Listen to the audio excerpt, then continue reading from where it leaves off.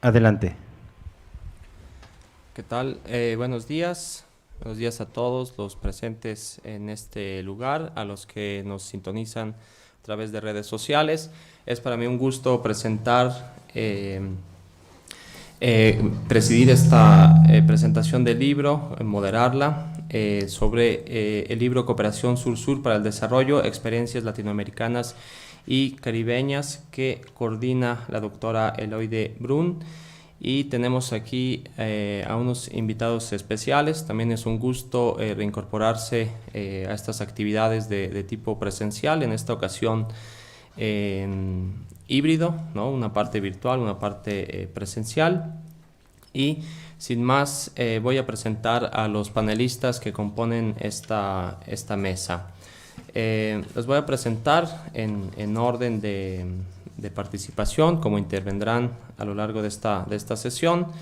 Y el primero de ellos es Guillermo Alberto Rodríguez Ortiz. Es doctor en Historia por el Instituto de Ciencias Sociales y Humanidades Alfonso Vélez Pliego, de la Benemérita Universidad Autónoma de Puebla. Es profesor investigador de la Licenciatura en Relaciones Internacionales de la misma casa de estudio. Cuenta con más de 20 años de experiencia docente. Ha impartido cursos en diversas instituciones de educación superior privadas como UDLA, Anáhuac, Ibero, etc. Es colaborador del Grupo de Estudios Afro-Latinoamericanos del Instituto de Historia Argentina y Americana Dr. Emilio Ravignani, de la Universidad de Buenos Aires, en donde desarrolla una investigación sobre la presencia africana en el barrio porteño de San Telmo. En los últimos años se ha dedicado y se ha dado a la tarea de difundir historia a través de su canal de YouTube, El Guillo, en el que intenta ofrecer al público general varios videos sobre diversas temáticas de la historia de México, política exterior de México, América Latina y el Caribe y Afro-Latinoamérica. Y además es autor de diversas publicaciones. En segundo lugar, tenemos el gusto de recibir en esta casa de estudios al doctor José Briceño Ruiz. Él es doctor en Ciencia Política del Instituto de Estudios Políticos AIX en Provence, Francia. Es profesor investigador del Centro CILAC UNAM. Fue profesor de la Universidad de los Andes en Venezuela y la Universidad Cooperativa de Colombia.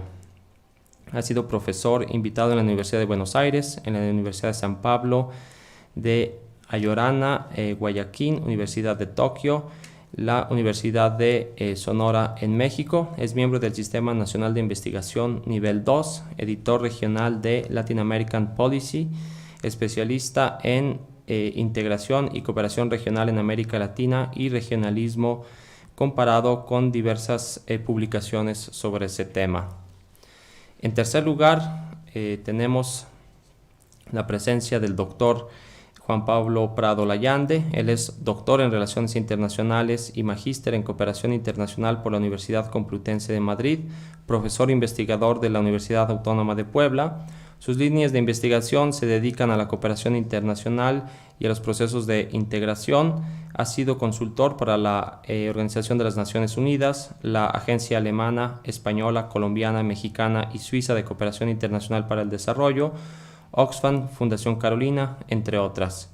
Es ganador del Premio Iberoamericano a la Investigación en Cooperación Sur-Sur y Triangular, conferido por la Secretaría General Iberoamericana, y de la Medalla Wallace Award del Instituto Panamericano de Geografía e Historia de la OEA. Es responsable del contenido del primer curso virtual sobre cooperación internacional del Servicio Exterior Mexicano y también es miembro del Sistema Nacional de Investigación. En cuarto lugar, también es un gusto recibir en nuestras instalaciones y en esta universidad a la doctora Eloide Brun. Es profesora investigadora del Centro de Estudios Internacionales, tiene un doctorado en Ciencia Política con especialización en Relaciones Internacionales del Instituto de Estudios Políticos Sciences Po de París.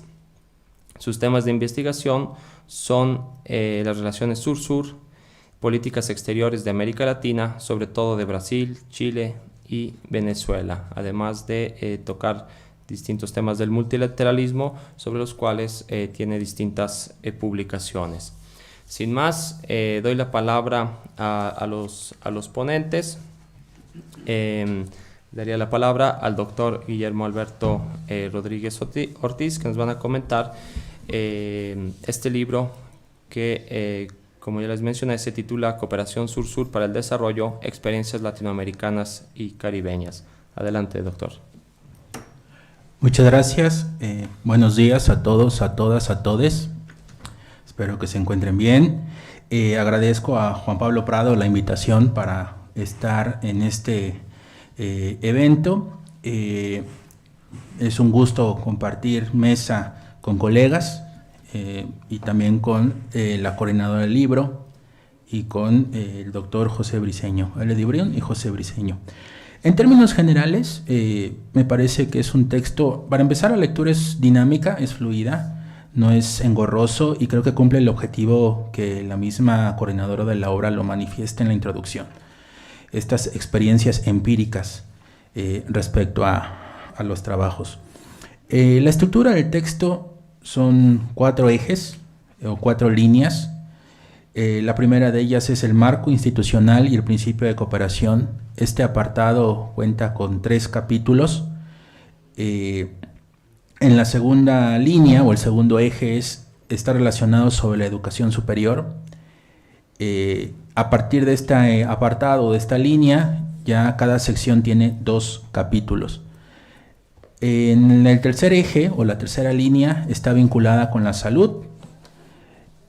El cuarto está relacionado con la infraestructura.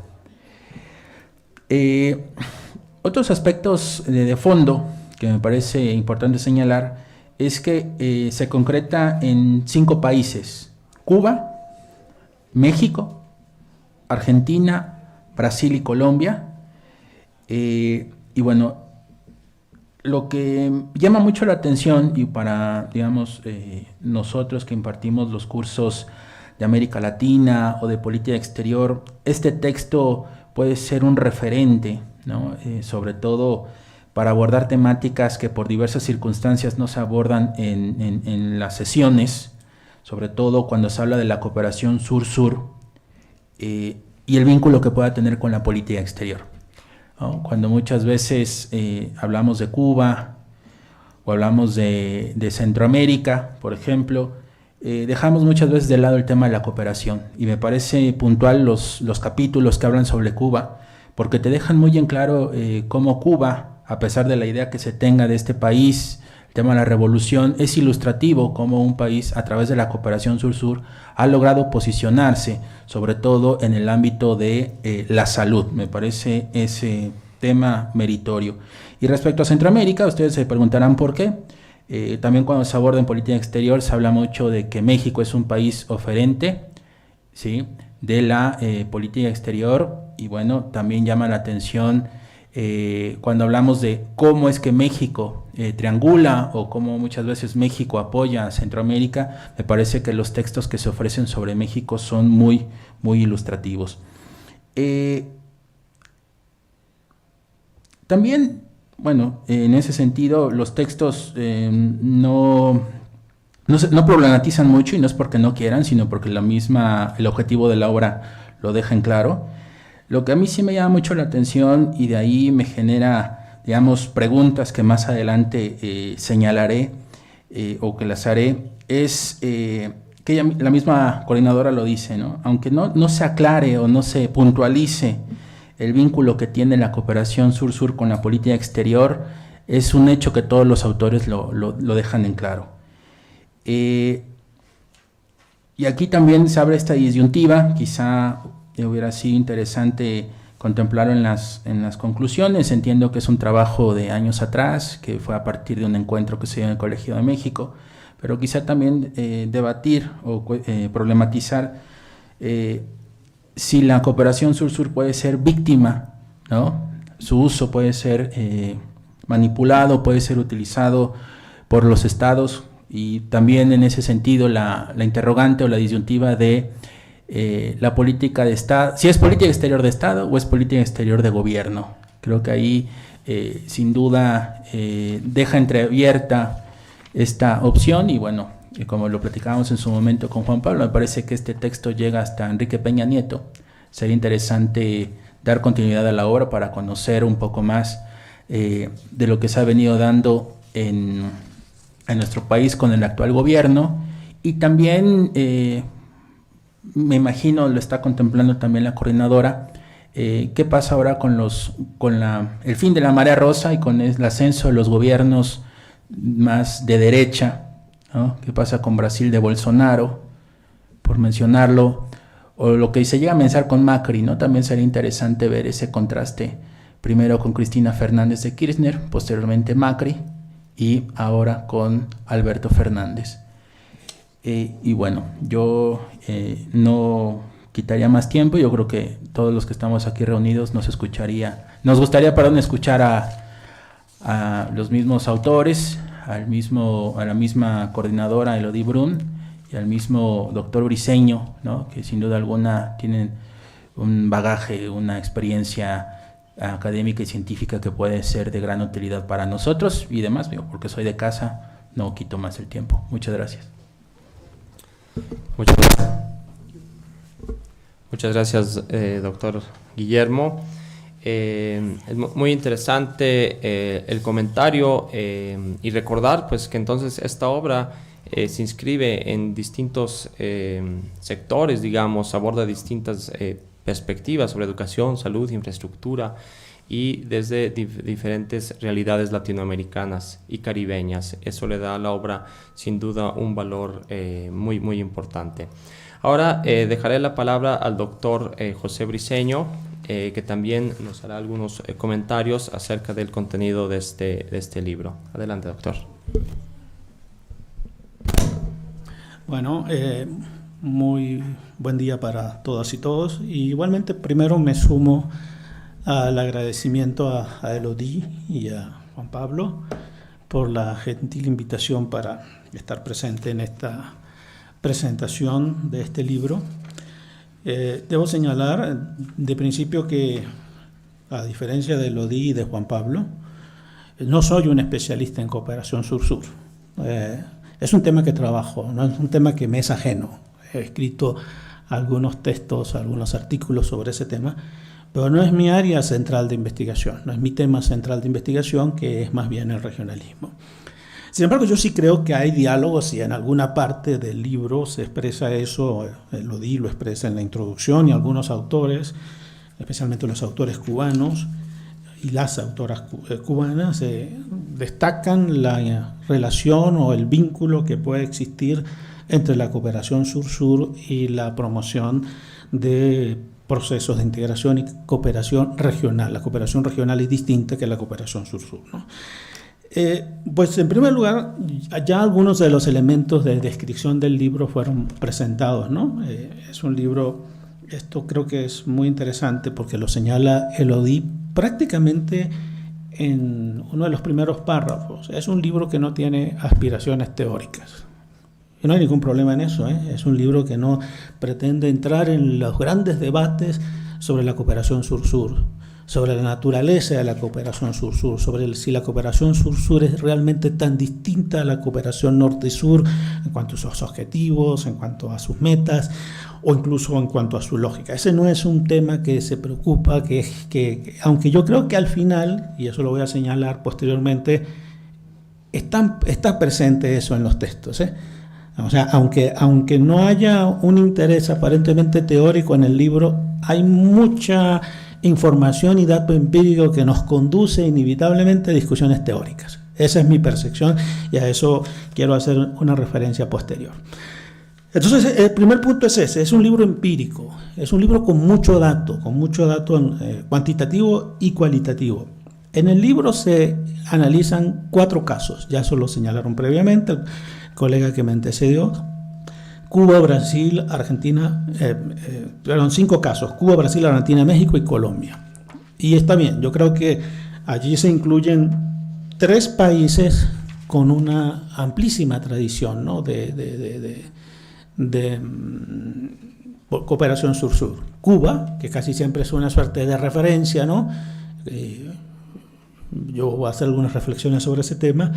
Brasil, que en particular tiene una muy fuerte tradición de vínculos con África, hay una cercanía cultural, la población afrodescendiente en Brasil es importante, significativa, y Brasil no está tan lejos. Si uno mira el mapa del nordeste de Brasil, donde está los estados de, no sé, Río Grande del Norte, por ejemplo, y mira al otro lado del Atlántico y no está tan distante. Entonces hay una vinculación a la que además se une el tema de la lengua portuguesa, ¿no? Entonces hay una relación muy fuerte de Brasil de cooperación sur-sur con África que viene de décadas atrás, y esto se fortaleció con Sudamérica.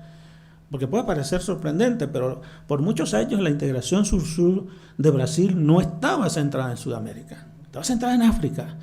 Y con la llegada de los gobiernos del PT, un poco también Fernando Enrique Cardoso, pero sobre todo los gobiernos de Lula y los gobiernos de Dilma Rousseff, hubo un giro muy interesante en la cooperación sur-sur hacia los vecinos sudamericanos. El tercer caso es México. México también tiene una muy fuerte tradición de cooperación sur-sur, pero también tiene sus áreas estratégicas. Por ejemplo, la cooperación sur-sur de México con América del Sur, no digo que no es relevante, pero digo que no es lo central. Y esto es un elemento también para la discusión. ¿Cuáles son las motivaciones de la cooperación sur-sur? Que también lo voy a expresar un poco más adelante, ¿no? Porque los intereses estratégicos, la geografía, todos esos factores cuentan, y los espacios tradicionales de cooperación sur-sur han sido América Central y el Caribe. Esos tres casos creo que le dan relevancia de por sí al libro, pues son los tres países con políticas más sólidas, más consolidadas, históricamente consolidadas de cooperación sur-sur en el continente. Yo haría una primera crítica, pero yo entiendo que el libro nace de un contexto muy particular, ¿no? El libro nace del contexto de una conferencia que se realiza en el Colegio de México, y supongo que en esa conferencia no habían académicos venezolanos, porque en mi opinión falta Venezuela como caso de estudio. Porque Venezuela también tiene una larga tradición de cooperación sur-sur, y esto incluso viene al margen de el régimen de Chávez o del gobierno de Chávez, donde ciertamente adquirió un protagonismo muy importante, pero incluso desde los años 70 la cooperación con los países de la cuenca del Caribe, con Centroamérica, en algunos casos eso que ahora llaman, o desde hace unos años para acá llaman cooperación triangular, que así no la llamaban en los años 80, el Acuerdo de San José, que se firmó en el año 1980 entre México y Venezuela para poder proveer petróleo en condiciones especiales a los países de la gran cuenca del Caribe, es una forma de cooperación triangular que ya existía en la década del 80. Entonces, Venezuela en la época de Chávez tomó también la cooperación sur como un elemento central de su política exterior, que se concentró no solo en América Latina, sino que tuvo vertientes muy interesantes con África, por ejemplo. Hubo cooperación, Elodie ha escrito sobre eso, cooperación y con algunos países del Medio Oriente. E incluso, y esto que voy a decir puede parecer un anatema, lo están grabando, así que asumo la responsabilidad de lo que digo, hubo hasta una suerte de cooperación sur-norte, porque el gobierno de Chávez le cedió, ¿cómo se llama? Heating, o sea, calefacción, gasolina, a los barrios pobres de Nueva York, de Manhattan y de Londres, o sea, un país del sur brindándole cooperación a un país del norte. Esas son las cosas que hacía Chávez y las cosas de la Venezuela chavista. Entonces, lo digo un poco con ironía, ¿no? Una cooperación sur-norte, porque no hay literatura ni esa categoría existe, lo digo un poco con ironía. Entonces, ese es el primer elemento. Destaco los casos que se escogieron. Tiene dos grandes secciones, aunque el libro está dividido en 4, para mí realmente son grandes secciones. Una, que es la primera parte propiamente hablando del libro, el marco institucional. Y ahí yo creo que hay grandes discusiones sobre los suertes de principios generales de la cooperación sur-sur de los tres países más importantes y quizás yo diría más bien de dos de los tres países más importantes, porque en esa sesión no hay un artículo de Brasil. Hubiese sido interesante un artículo sobre Brasil en esa sesión, porque lo que se busca en esa sección es como describir cuáles son los principios generales de la estrategia de cooperación sur-sur de los distintos países. Entonces hay uno sobre Cuba, que lo hace Eliane Baltón Legrand, no tengo la suerte de conocerlo, un artículo muy detallado. Los académicos cubanos son muy meticulosos en la información, en el dato. Yo siento un poco que hay una visión un poco, de nuevo voy a ser provocador en esta expresión, un poco mítica en la narrativa de los académicos cubanos sobre la cooperación sur, ¿no? Como un compromiso casi consustancial de la Revolución Cubana y de Cuba con la cooperación sur, basado en principios de solidaridad. Yo complejizo un poco eso, a mí me parece que hay que complejizar un poco eso, porque para mí cooperación sur-sur, coincido con el primer señalamiento, es un componente de política exterior y hay realpolitik también, no hay solamente solidaridad. Pero es mi opinión, ustedes no tienen que coincidir con eso, pero esas visiones de actos gloriosos de solidaridad, pues no dudo que puedan existir, pero yo sí siento que hay intereses, que hay objetivos geopolíticos, y por cierto, no hay nada cuestionable en eso. No estoy haciendo en forma alguna un juicio sobre eso. Entonces, esos 3 artículos de la primera sesión son muy interesantes porque se observan como las diferentes motivaciones y las diferentes visiones, e incluso cómo los procesos nacionales afectan la cooperación sur-sur. El artículo de Malacalza, por ejemplo, me parece muy interesante porque sí hace unas muy breves menciones sobre Macri, pero muy breves, pues es muy interesante que lo profundizara más. Pero entonces uno observa como Macri, que es un gobierno de derecha, entre 2015 y 2019, tiene una visión, no rompe totalmente con la cooperación sur-sur de la época del kirchnerismo, pero hay cambios, hay transformaciones, hay intereses distintos, ¿no? Y el caso de México es supremamente interesante también, porque que lo escribe Juan Pablo, y creo que es un aporte que hay en varios artículos, ¿no?, del libro, nos evidencia, sobre todo para efectos de clases pedagógicos, es muy interesante eso, nos pone en evidencia la construcción de la institucionalidad de la cooperación sur, en el caso mexicano, ¿no? Especialmente a partir del año 2011, ¿no?, con todo el marco normativo, el marco legal, la creación de la MESID, pero además entonces viene el análisis geopolítico, las motivaciones que hay detrás de procesos como, por ejemplo, el Fondo Yucatán, para poner un caso en relevancia. En mi opinión, yo creo que aunque se analizan varios textos, varios países, Cuba y Brasil son el corazón del libro, es al que se le dedica más tiempo, y básicamente eso también ya lo explicó el colega que me antecedió, en 2 temas, salud y educación, que son, en el caso de Cuba, suerte de estandartes, ¿no?, de la cooperación internacional, las brigadas de salud, la Escuela Latinoamericana de Medicina, las misiones médicas en el mundo, las misiones para casos de desastres naturales. Pues eso se ha convertido en una suerte de bandera de la cooperación cubana en el mundo, que a veces, insisto, tiene un elemento muy fuerte de legitimación de la revolución cubana a nivel internacional, y lo vimos incluso en la crisis reciente de la pandemia, cuando Italia, Francia y Alemania se mostraban reticentes en brindarle apoyo cuando hubo una crisis muy fuerte a inicios de febrero del 2020 de COVID en Italia. 2 países fueron en su ayuda. En primer lugar, China, que envió cubrebocas, y fueron las famosas brigadas médicas, también cubanas, a Italia, a un país de la Unión Europea. Eso es parte, digamos, de la estrategia.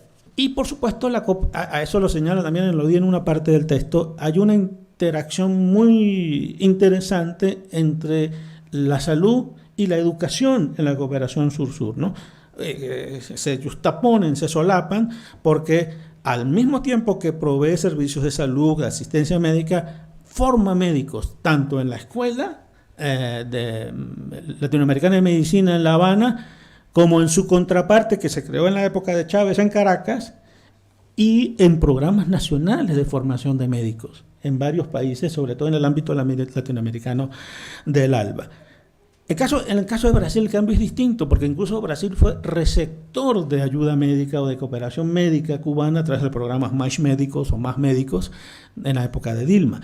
Brasil se enfoca en el tema de la educación y luego, muy interesantemente, de la infraestructura. Entonces ahí vemos otra dimensión de la cooperación sur. La educación es a través de los programas de posgrado, ¿no? Del PEG, del programa de estudiantes de posgrado y de estudiantes de grado. Eso viene desde hace muchísimos años, ¿eh? Eso viene, yo recuerdo incluso desde los años 80, los años 90, que ya había oferta, hablo de mi país de origen, Venezuela, recibíamos ofertas de becas para ir a estudiar en Brasil. Eso no es ninguna novedad, pero se intensifica de forma muy importante con relación a África en la administración del PT. De nuevo, por el interés estratégico. Entonces, fíjense que allí la cooperación en educación es distinta, que la naturaleza de la cooperación en educación es distinta que la cubana, porque la cubana se concentra muy en el área médica, pues obviamente es donde tiene fortaleza, ¿no? Quiere formar en las áreas donde tiene su fortaleza. En cambio, la cooperación educativa de Brasil es en general formación general, formación de élites, de cuadros para los países. Y luego viene el elemento económico, que es la cooperación en la infraestructura. Ahí es donde vuelvo yo al punto. ¿Hasta qué punto, en qué medida la cooperación sur-sur es simplemente solidaridad y demás? Porque buena parte de la cooperación en infraestructura fue desarrollada por empresas privadas. Algunas se mencionan. Obviamente la más famosa de todas es Odebrecht, pero en Brasil... en África, la presencia de constructoras brasileñas es importante también en América del Sur. El río Orinoco, que es el río más grande de mi país, Venezuela, tenía un gran puente que lo atravesaba de un lado a otro, porque hay una ciudad que está cruzada por el río. Odebrecht hizo un segundo puente. Para poner un caso, había sistemas de trenes, ampliación del metro de Caracas lo estaba haciendo Odebrecht. Entonces, ¿hasta qué punto? Y eso tiene que ver de nuevo entramos a la discusión general sobre política exterior. Eso se articula con los objetivos de política exterior que estaba buscando el gobierno de Lula. Uno de ellos claramente era su mayor presencia en América del Sur y en África como actor regional y como país emergente. Para mí queda muy claro que financiar a las empresas brasileñas es incrementar la presencia de Brasil en esos espacios regionales.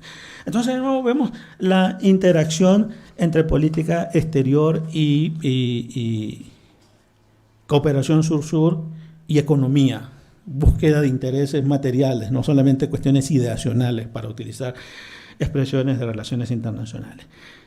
Para cerrar con los casos concretos, me pareció muy interesante el capítulo sobre la cooperación en el área de salud, en la frontera entre Colombia y Ecuador, y me pareció muy interesante porque no es normal conseguir en literatura trabajos de ese tipo, y sobre todo porque la cooperación sur-sur tiende a verse con base a grandes macroproyectos, a grandes iniciativas, ¿no?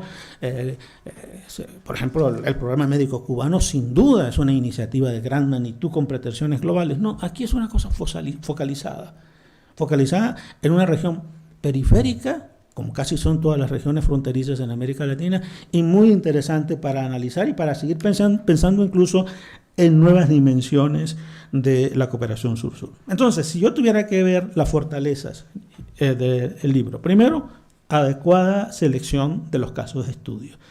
Los datos para los que realmente quieren informarse, para los que no tienen ni idea de cómo se desarrolló el programa de salud, este libro tiene un capítulo con detalles, pero minuciosos de cómo fue, o cómo fue la política, o cómo es la política de Brasil en África. El artículo de verdad da muchísimos insumos, en eso lo rescato. Hay insumos valiosos que incluso van a servir para estudios comparados, porque creo que también hay que comenzar a comparar procesos de cooperación. Sur también hay una información importante sobre la institucionalización. Hay estudios históricos que comienzan unas décadas atrás, incluso hay algunas lecturas críticas de la cooperación sur-sur, por ejemplo, el trabajo de Malacalza. Decir debilidades, me cuesta decir debilidades, pero creo que se pudiera más bien haber articulado un poco más, y eso creo que de entrada se rechazó, o no se buscó, no sé si se rechazó es la expresión, no fue el objetivo del libro en cualquier caso, que es articular más esos trabajos empíricos con algunos debates teóricos en el tema de la discusión de la cooperación sur-sur. ¿Por qué? Porque yo creo que hay algunos puntos que de la lectura de los diferentes capítulos surgen. La dualidad entre solidaridad y realpolitik, como motivación de la cooperación sur-sur.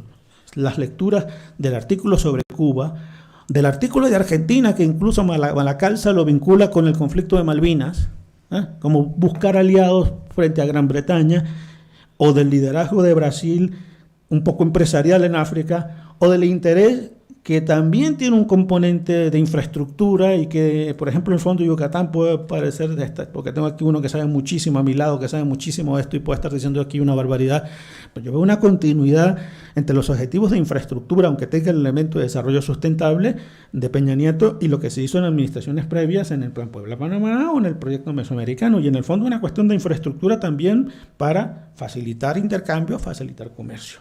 Hay objetivos, a eso se hubiese aprovechado allí. El otro es el punto de relación política exterior, cooperación sur-sur. ¿Es la cooperación sur-sur un espejo de la política exterior de un país? Y por lo tanto, cuando cambian las prioridades, porque la política exterior al final es un conjunto de supuestos intereses nacionales permanentes, pero también hay intereses coyunturales, de alianzas de poder que delimitan la política exterior. La política exterior de los Fernández no fue la misma que la política exterior de los Kirchner en muchos aspectos, en otros sí fue la misma, porque hay intereses nacionales vitales, la defensa, por ejemplo, la soberanía de Malvinas, para poner un caso. Entonces, dialogar esto de cooperación sur-sur con política exterior, la cooperación sur como mecanismo de proyección económica y también como mecanismo de obtención de beneficios económicos. Eso es muy claro en los proyectos de infraestructura, pero también, uno de los autores cubanos, ahora no recuerdo cuál, reconoce que después de los años 90, cuando vino la crisis, hubo que crear mecanismos de cofinanciamiento, es la expresión que utiliza más o menos. Quiere decir que los programas de salud son también un mecanismo de recursos para la Revolución Cubana, que bueno, después del periodo del fin de la Guerra Fría y debido al bloqueo y en fin, el denominado periodo especial tuvo que buscar alternativas de recursos. También hay un tema interesante que explica las continuidades y las rupturas en la cooperación sur-sur. Eso se ve no tanto en el caso de México, donde hay cierta continuidad, en el caso de Cuba absoluta continuidad, pero por ejemplo en el caso de Brasil y de Argentina hay rupturas, hay algunos ejes de cooperación sur-sur de los gobiernos de Lula y Dilma que con Temer se debilitan y que con Bolsonaro, por ejemplo con Sudamérica, literalmente desaparecen. O en Argentina de los Kirchner, también es un punto para análisis. Y finalmente, y esta también puede ser una suerte de provocación, ¿hasta qué punto la integración, la cooperación sur-sur en los países latinoamericanos está condicionada por variables económicas globales, como por ejemplo el incremento de los precios, el boom de las commodities? Porque justamente en el momento del boom de las commodities, donde los países estaban llenos de recursos, las arcas públicas estaban llenos de recursos, alcanzaba el dinero para hacer cooperación sur-sur. Por supuesto, ese no es el caso de Cuba. Cuba siempre es un caso distinto. Eso fue el caso de Brasil, marcadamente fue el caso de Venezuela, marcadamente. ¿Y por qué luego, cuando por ejemplo Venezuela entra en una crisis económica profunda a partir del año 2014, porque hay colapso en los precios de las commodities, etcétera, etcétera, los niveles o la actividad de los programas de cooperación sur-sur se debilitan? Creo que el libro entonces no es simplemente, en mi opinión, y con eso cierro, un libro empírico, sino que abre las oportunidades con base a la muy rica información que ofrece el libro para entrar en debates, en temas centrales de la discusión que existe en nuestra disciplina sobre la cooperación sur-sur. Muchas gracias. Muchas gracias, doctor Briceño. Muy interesante este comentario.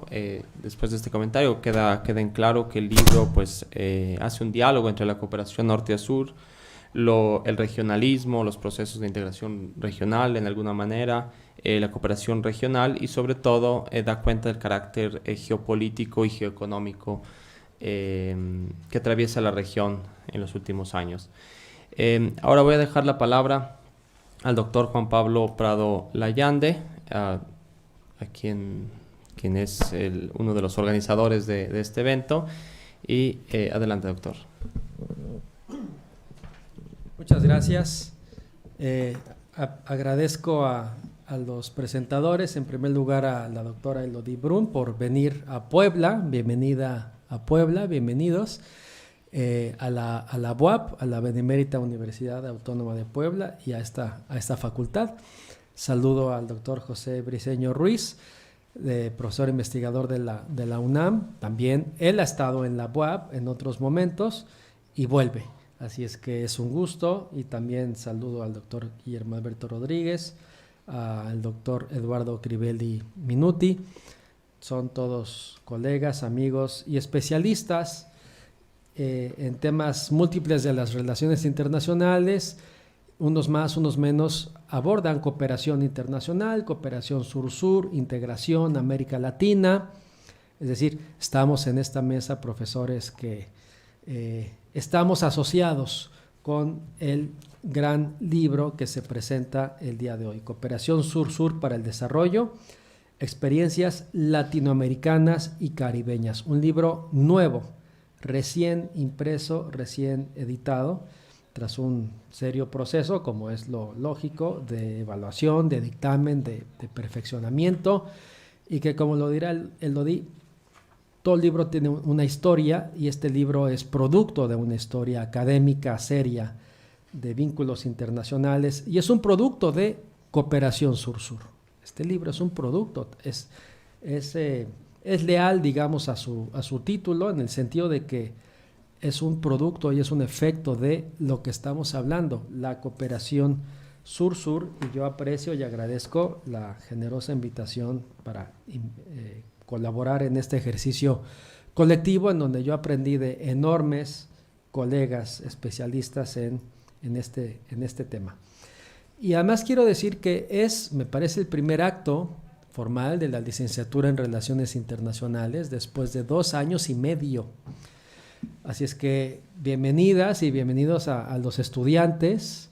Esta es su casa, esta es su facultad, hagan la suya, y empezamos con el pie derecho, con ustedes aquí, retomando sus espacios y convocados precisamente en un libro que habla de la cooperación, la colaboración entre países de una misma región, o al menos 2 regiones. Aquí el doctor José Briceño es el especialista en el tema, América Latina y el Caribe, como una esquina del mundo o 2 esquinas del mundo que tienen un peso relativo en el sistema internacional y que son activos en el rubro de la cooperación internacional. Y no solo porque hacen cosas en la materia, sino que, como se señaló aquí, generan procesos serios del orden histórico en materia de promoción de esta actividad en el seno, en las más de las veces, de la política exterior. Se invierten recursos económicos, públicos, para financiar este tipo de actividades, no son gratis. Se invierten funcionarios, se realizan eventos políticos, diplomáticos, se invierte tiempo, se capacita a funcionarios cada vez más, porque hacer cooperación es más difícil hoy de lo que se hacía antes. ¿Por qué?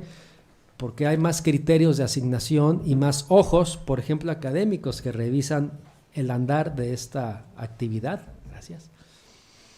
Y en definitiva, la cooperación internacional, jóvenes, es un instrumento de política exterior, cuando la hacen gobiernos, que está incrementando su presencia y su peso en el sistema internacional, en el vínculo oficial entre actores internacionales, de manera centralizada, gobierno, también desde la perspectiva descentralizada.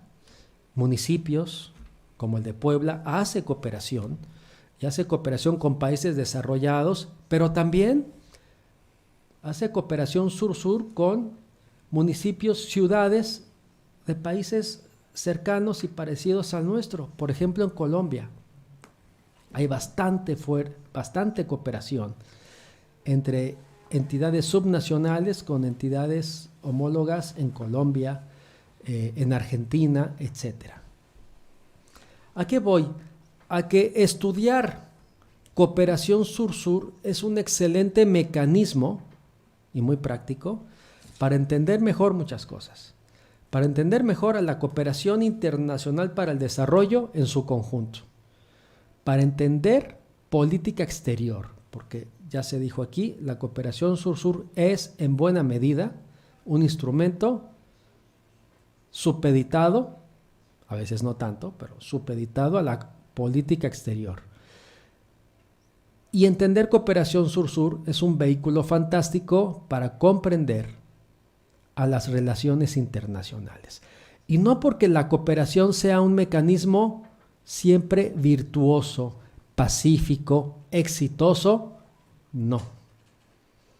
La cooperación sur-sur conlleva una serie de complejidades políticas, técnicas, instrumentales, financieras, contables, innumerables.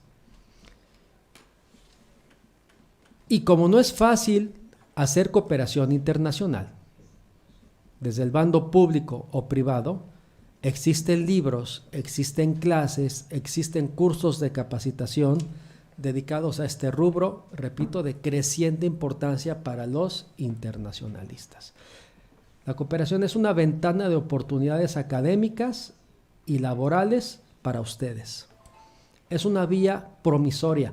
Yo no ubico a algún estudiante de RI que no trabaje directa o indirectamente en algún tópico dedicado a la cooperación internacional, a vincular actores internacionales a favor de propósitos superiores, de beneficio propio y o a favor de terceros, la famosa cooperación triangular. En definitiva, este tema es crucial, es fundamental para todo internacionalista. Y por eso la pertinencia del libro que yo celebro y de que lo lean. Les invitamos a que lo tengan en sus manos y lo lean y aprendan mucho de RI a través de estudiar cooperación sur-sur. Y el texto es muy interesante porque la cooperación sur-sur tiene una amplia trayectoria en el mundo, en el sur global, pero sobre todo y en particular también en América Latina y el Caribe.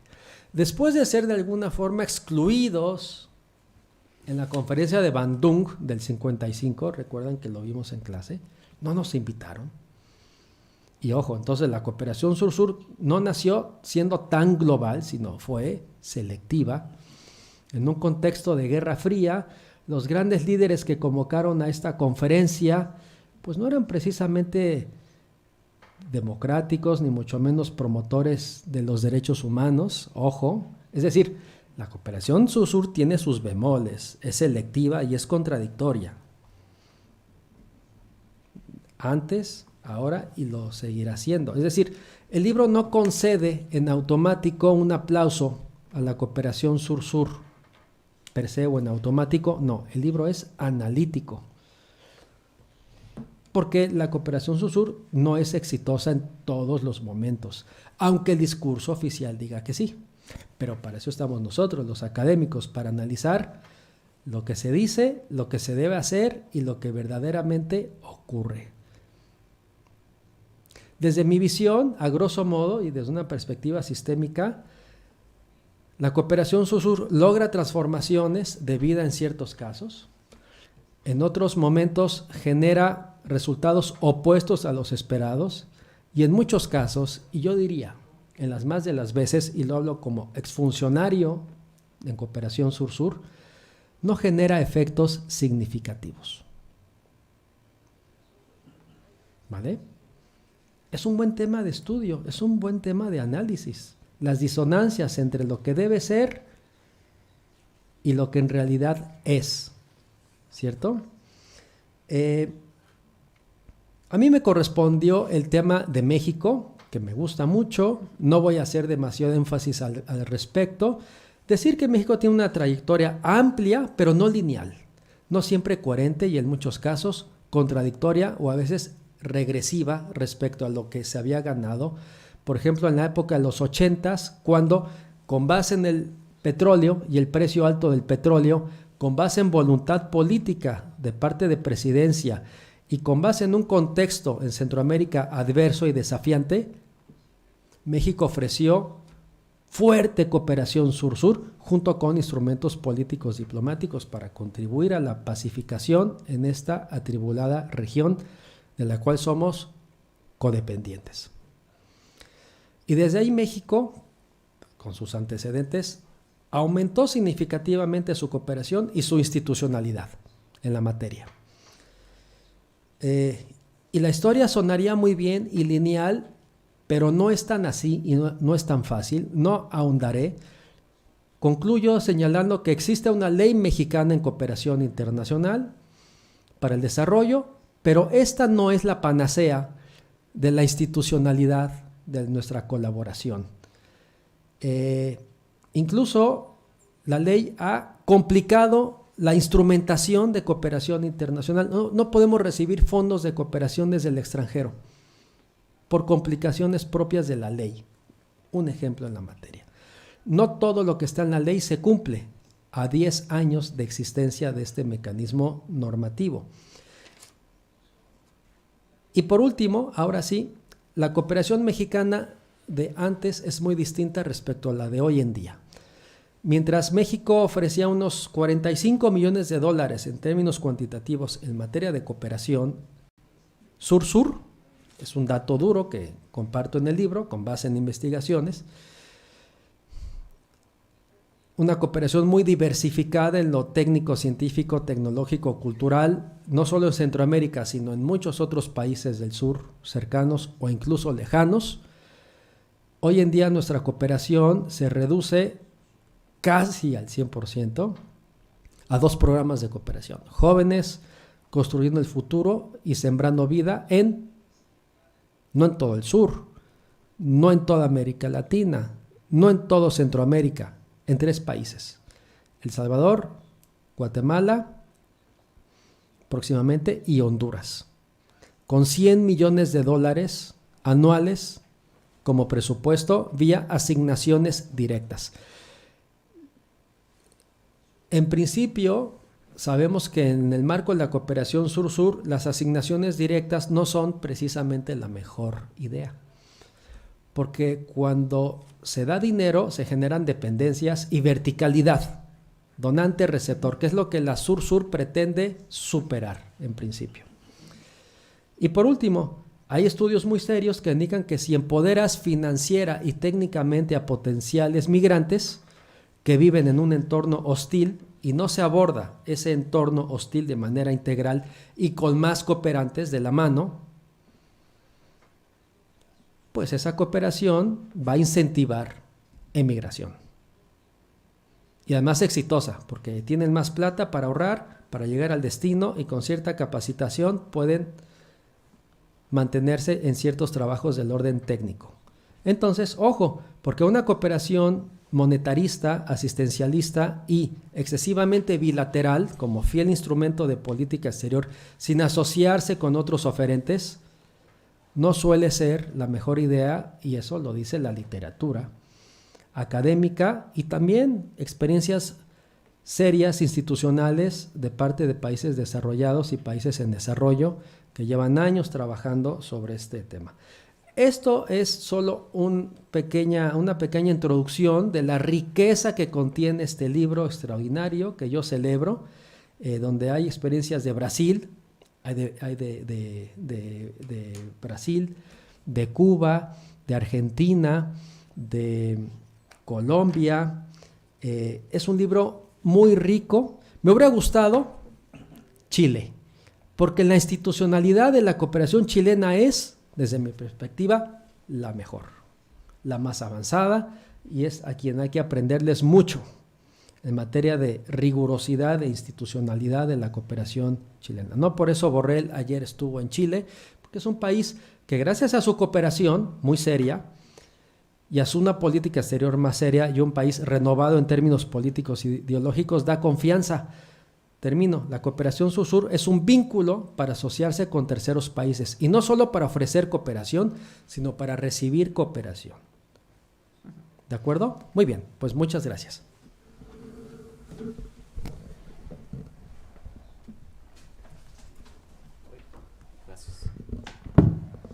Muchas gracias, doctor Juan Pablo Prado.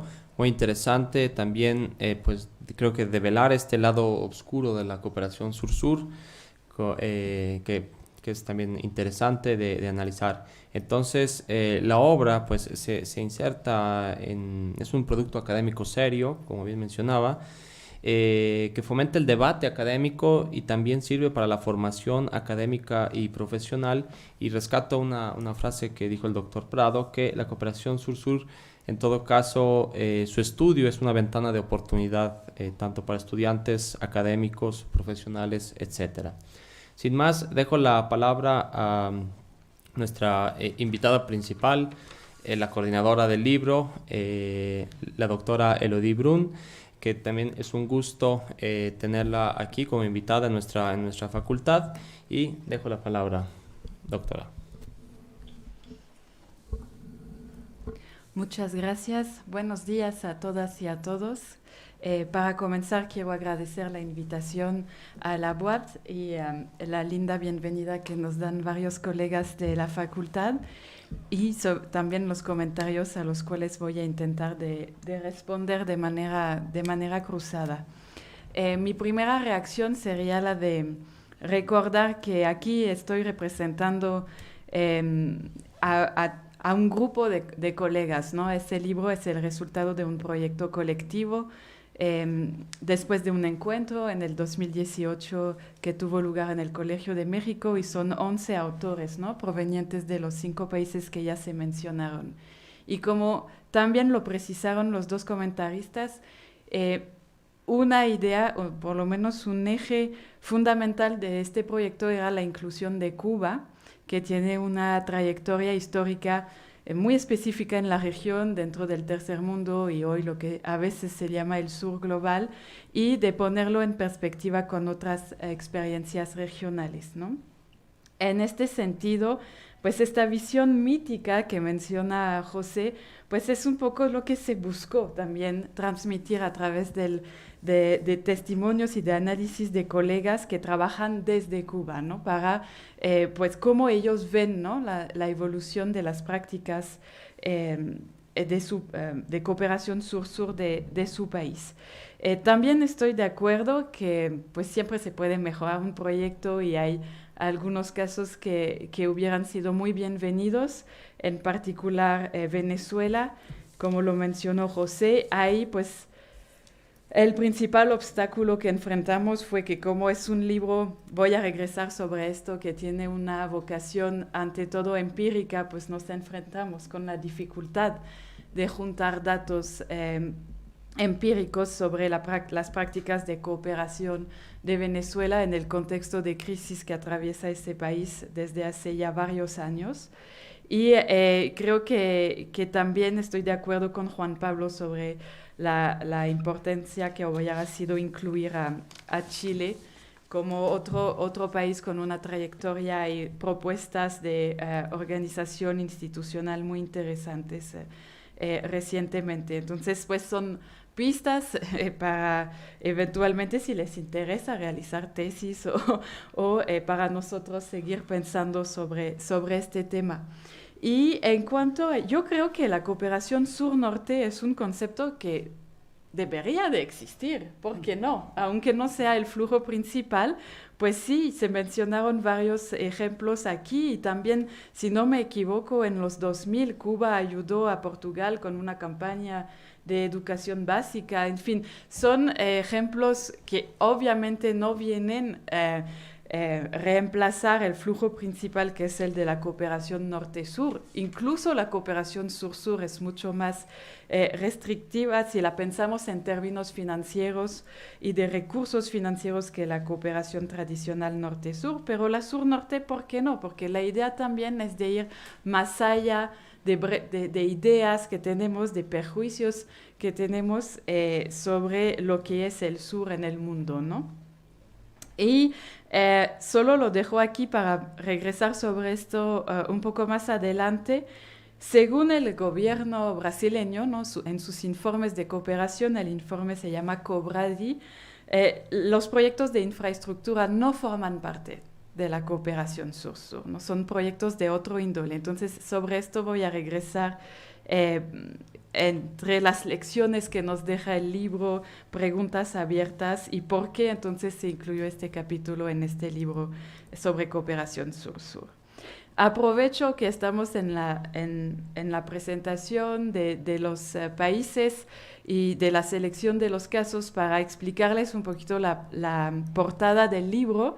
La portada simboliza trayectorias que son representadas por los colores de las banderas de los países estudiados en el libro y la idea de trayectorias que se cruzan y nos obligan y nos invitan a reflexionar de manera comparada y plural, ¿no? Sin determinismos. También aquí quiero subrayar que este libro se inscribe en una tendencia en América Latina y en Iberoamérica, de la cual México no escapa, ¿no? Una tendencia de estudios académicos sobre cooperación sur-sur. Creo que uno de los aportes teóricos del estudio de las relaciones internacionales desde América Latina tiene que ver con la cooperación sur-sur, la reflexión sobre lo que es, sobre cómo evoluciona, sus dilemas, lo que significa para el concepto más general de cooperación internacional para el desarrollo. Entonces, ahí lo quiero subrayar, este libro busca participar en esas reflexiones, ¿no? Proponiendo datos y invitando a vincularlos con perspectivas más teóricas.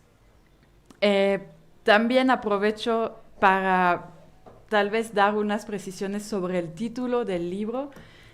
Cooperación sur-sur para el desarrollo no es tan común como expresión, se suele leer, si ven artículos u otros libros, se suele leer cooperación sur-sur o cooperación internacional para el desarrollo.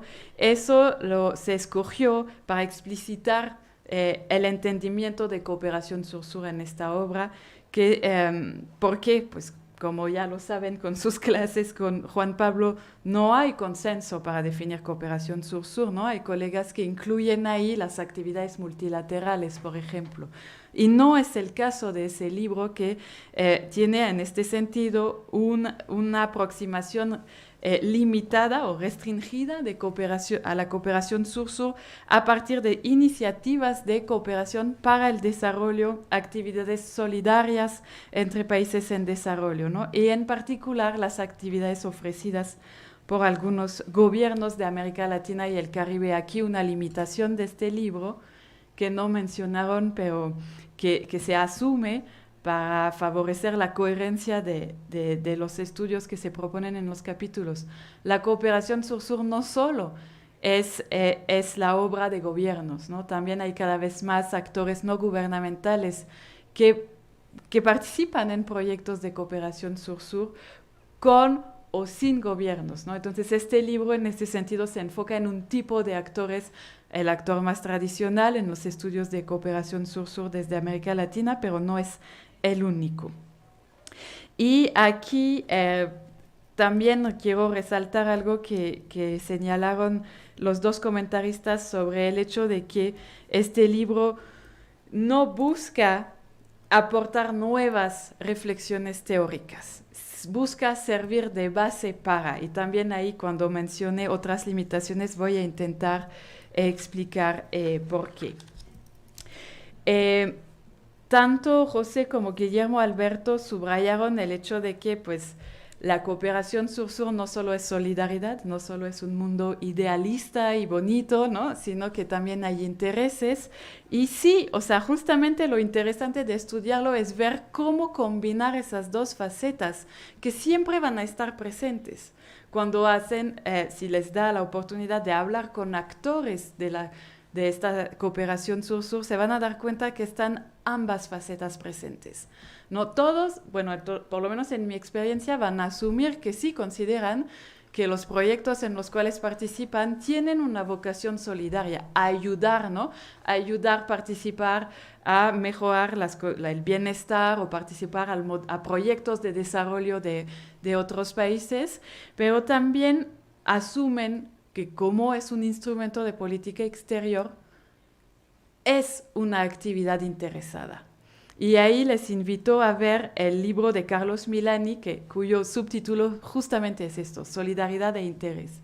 Y este libro se va a traducir al español, se va a publicar en el colegio en algunos meses. Entonces, disfruten la oportunidad para ver cómo se combina esta reflexión teórica con el libro que hoy se presenta aquí. Entonces, yo no lo veo necesariamente como una contradicción, o por lo menos si en una contradicción es una contradicción existencial de la cooperación sur-sur.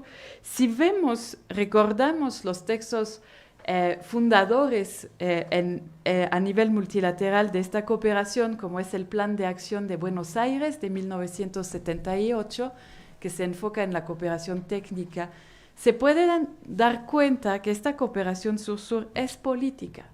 Desde un inicio se asume como una herramienta política, de política exterior, pero si remitimos a esos años de la década de los 70, también es un proyecto de empoderamiento, es un concepto muy presente en el PABA, ¿no? Cómo empoderarnos como actores en el sistema internacional a través de la cooperación técnica entre nosotros. Entonces, algo que a mí me parece interesante es que en la cooperación sur-sur se asume esta faceta política. En las entrevistas que he podido realizar se asume que es una herramienta de política exterior. Si hablan con donantes tradicionales, a veces no se asume esta dimensión política, aunque esté presente. Está presente, pero por ejemplo, hay muchas agencias de desarrollo que son independientes de los ministerios de Relaciones Exteriores. Y esta autonomía lleva a los actores a decir que no están tan vinculados con los objetivos políticos de los gobiernos para los cuales trabajan. Sin embargo, ahí, pues, en la academia crítica se subraya que sigue existiendo, obviamente, motivaciones políticas. Y ahí me lleva a la otra vertiente de esta vinculación con la política, como lo subrayaba Guillermo Alberto. Claro, esta cooperación entonces también es víctima de la oscilación que hay entre los gobiernos de la región cuando no están de acuerdo sobre el proyecto nación o el proyecto de inserción internacional para sus países, ¿no?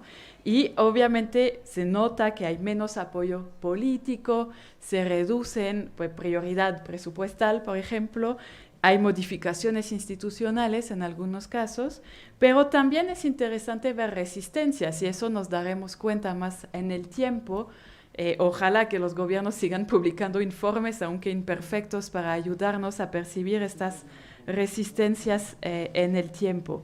Y otra limitación que subrayó José, y yo estoy de acuerdo, esta cooperación sur-sur está condicionada por las condiciones del contexto económico global.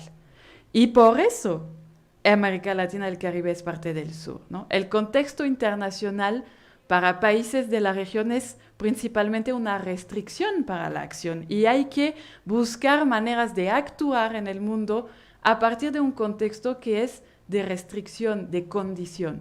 Y obviamente una de esas condiciones, uno de esos condicionantes son la salud económica del mundo y entonces de los países de la región, que dependen mucho de la situación de la macroeconomía global. Y claro que esto también permite entender algunas limitaciones que hemos podido observar en los proyectos de cooperación sur-sur recientemente, además de los cambios de gobierno. Entonces es importante ver tanto qué pasa a nivel doméstico y qué pasa a nivel global, y cuando son en ambos niveles condiciones más adversas, se puede entender por qué la cooperación sur-sur es menos dinámica o tiene menos visibilidad. Este vínculo con la política nos lleva también a las motivaciones. José mencionó algunas. Yo quisiera insistir en la importancia de la geografía y de aspectos culturales como el idioma compartido, ¿no? Para entender la política brasileña hacia África, su cooperación ha sido históricamente muy concentrada en los países que hablan portugués en ese continente, porque facilita, ¿no? Cuando pues hay que pensar que cuando es cooperación técnica, hay que trasladar a funcionarios de un ministerio, de una agencia nacional de Brasil a otros países, y no necesariamente pues son fluidos en inglés, por ejemplo, o en otros idiomas. Entonces se facilita cuando se comparte idioma, aunque no siempre es la solución evidente, porque en la cooperación educativa, cuando Brasil intentó trasladar manuales, por ejemplo, de educación primaria, pues hubo un problema con vocabulario específico de cada país, ¿no? Entonces siempre hay obstáculos que superar en la cooperación. De motivaciones podríamos pensar en la obtención de apoyo en el ámbito multilateral, ¿no? O sea, no se puede, o sea, podemos mencionar el caso de Brasil para la elección de un representante brasileño a la cabeza de la Organización Mundial del Comercio o de la FAO, a Venezuela para obtener que no se alcanzara el número de votos suficientes en contra de Venezuela en la OEA antes de su salida de este organismo. Y esas negociaciones tienen como contraparte que llevan a algunos países oferentes de cooperación a comprometerse más allá de sus capacidades, ¿no? En el caso de Brasil en el Caribe, pues no han cumplido con todas sus promesas, por ejemplo, porque no hay capacidad. También hay limitaciones, incluso para los más grandes de la región. Otro aspecto importante es la legitimación interna, y creo que aquí Cuba y Venezuela son casos muy interesantes de estudiar o promover cierta imagen internacional, y Chile ha jugado mucho con esto, ¿no? Y su exportación de políticas públicas, y esto lleva a veces a olvidar la eficacia en nombre de esta promoción de imagen, ¿no? Y ahí hay varios estudios de proyectos de Venezuela en África que no funcionaron porque no se pensó primero en el aspecto práctico, sino se pensó primero en, por ejemplo, que esta escuela esté aquí porque de aquí se ve mejor desde la autopista, ¿no? Y no era el mejor lugar para poner la escuela. O sea, son ya detalles muy, muy empíricos, muy, muy pequeños, pero que revelan de las contradicciones que hay en las prácticas de la cooperación sur-sur. Sobre las limitaciones serían creo mi último punto de reacción. Quisiera recordar dos por lo menos. La cooperación sur-sur es más compleja desde su práctica que la organización del libro por temáticas lo deja suponer, ¿no? Por ejemplo, se mencionó que es difícil dividir cooperación cubana de salud y de educación superior, porque esa cooperación de educación se realiza mucho en el ámbito de la salud. Y también muchos proyectos hoy son multiniveles, transfronterizos. Se intentó subrayar cada vez que se pudo, y el capítulo de Colombia y Ecuador ahí es realmente un aporte interesante para ilustrar un tipo de complejidad en los proyectos de cooperación sur-sur, no entre fronteras. Otra limitación para regresar a lo que mencionó José sobre pues, ¿por qué no articularon más con diferentes debates teóricos? Al final hay varios ejes posibles. Es cierto que se asume que este libro su objetivo primordial es sobre todo empírico, ¿no? Y dar datos, nuevos datos, sobre proyectos de cooperación sur-sur, porque hay proyectos que se anuncian, luego sí se desarrollan, pero no como estaba previsto, o no se desarrollan, y luego pensamos que uno de los principales resultados de este encuentro en 2018 fue justamente pues, que había una actualización empírica interesante y que nos permite servir de base a eventuales reflexiones teóricas para confirmar algunas líneas de investigación, como el vínculo con la política exterior, o tomar distancia con otras reflexiones. ¿Y por qué no lo hicimos? Pues yo veo ahí dos principales obstáculos a esto. Uno, la diversidad de los casos, aunque siempre se hubiera podido resolver, pero una obsesión ha sido cómo guardar coherencia, ¿no? Que es siempre un diría yo, una de las principales dificultades para un libro coordinado es que haya un hilo conductor y lograr que todo el mundo reflexione alrededor o trabaje alrededor de este hilo conductor. Y la otra limitación y es, pues, tenemos datos interesantes porque, pues, hay algunos autores que obtienen esos datos por el trabajo que hacen desde o con los gobiernos y eso limita su capacidad de poder criticar públicamente las prácticas mientras están en estos puestos, ¿no? Y en el momento de preparación de este libro, pues varias personas estaban en cargos públicos, entonces había ahí que decidir o se daban de baja y perdíamos sobre la riqueza empírica o los manteníamos a borde y teníamos que ceder sobre reflexiones más teóricas. Y pues optamos por la primera opción porque, como les dije, una de los consensos, ¿no? que resultó del encuentro inicial fue que había datos aquí que había que publicar.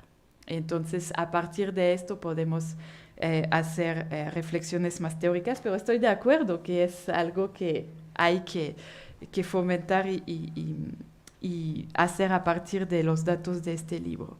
Y para terminar, quisiera plantear una reflexión que a mí que no logro resolver sobre la definición de la cooperación sur-sur, ¿no? Que, como dije, no hay consenso, pero hay reflexiones que creo son muy importantes para el futuro de esta práctica y también para entender hasta dónde puede ir la cooperación internacional para el desarrollo.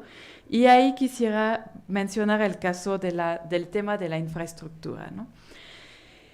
Como les dije antes, para Brasil, los proyectos que se desarrollan en este ámbito no se contabilizan como cooperación sur-sur para el desarrollo. Pero, por ejemplo, un país como China considera que sus inversiones, en muchos informes de las autoridades chinas, de las autoridades centrales, consideran que las inversiones de China forman parte de sus actividades de cooperación internacional para el desarrollo.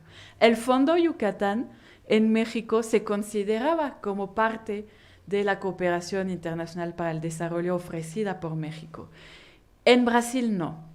Esos tres casos también rechazan adoptar la definición propuesta por el CAD, el Comité para la Ayuda al Desarrollo de la OCDE, ¿no? Que es la versión de la ayuda oficial al desarrollo, que es la definición tal vez más concreta, ¿no? Y armonizada que existe, pero esos oferentes de cooperación emergentes o del sur rechazan adoptar la visión de la AOD por cuestiones de desacuerdos sobre cómo se mide, sobre justamente las actividades que hay que incluir o no.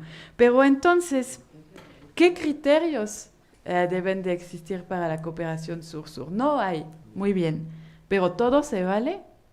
Y yo creo que aquí, ¿en qué medida pues, los proyectos de inversiones que en infraestructura forman parte de la cooperación internacional para el desarrollo?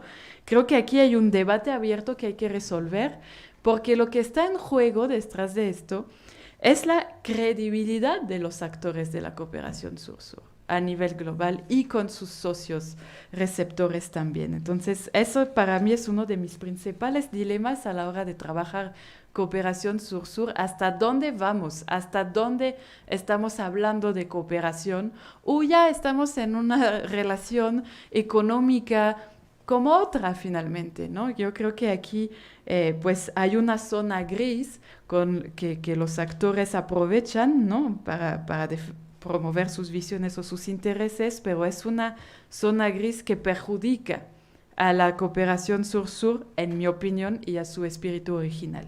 Y ahí, sobre esta reflexión, terminaría mis reacciones. Muchas gracias. Muchas gracias, doctora. Bueno, queda en claro entonces que pues este libro es una invitación a seguir con el tema de la cooperación sur-sur, a investigar, a encontrar sus vínculos con las políticas exteriores, los procesos de desarrollo, los procesos regionales en general. Y también pues este libro es, como decía la autora, la base para futuras reflexiones teóricas y para nuevos datos empíricos que pudieran salir a partir de la lectura de esta obra. Bien, sin más, dejaría la palabra por si alguno de los presentes tiene alguna pregunta, algún comentario que quisiera hacer a los panelistas. Dejaré los micrófonos al público.